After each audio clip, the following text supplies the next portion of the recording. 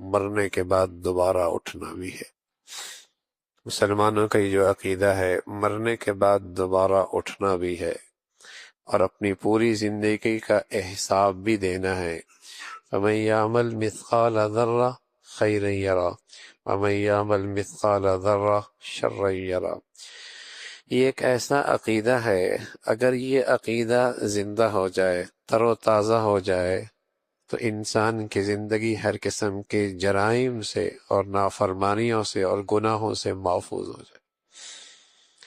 اس لیے کہ کہیں کیمرے کی آنکھ نہ دیکھتی ہو، قانون کی رسائی نہ ہو، انسانوں کی نظریں نہ پہنچتی ہوں، لیکن اسے یہ عقیدہ ہے کہ اس کا حساب چکانا ہوگا، اس کا حساب چکانا ہوگا، تو خلوتوں اور تنہائیوں کے اندر بھی وہ محفوظ ہوئے۔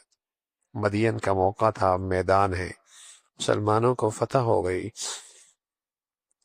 فتح ہونے کے بعد لوگ مال غنیمت اکٹھی کرنے لگے۔ سارا مال غنیمت ایک طرف، ایک شخص آیا جس کے پاس بہت چھوٹا سا ایک ہیرا قیمتی سا تھا، اور سارا مال غنیمت کی قیمت سے بڑھا ہوا تھا۔ وہ آ کر وہاں جمع کرانے لگا، تو ذمہ دار نے پوچھا تمہارا نام کیا ہے؟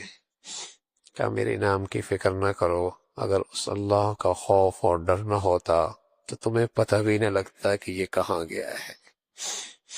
یہ جو ایک دیانت ہے اور یہ ایک جو سچائی ہے، یہ عقیدہ ہے، یہ ایک عقیدہ ہے کہ ہزار پردوں کے اندر بھی چھپا ہے، لیکن جرم سے رک جاتا ہے، اللہ دیکھ رہا ہے، حساب دینا ہے۔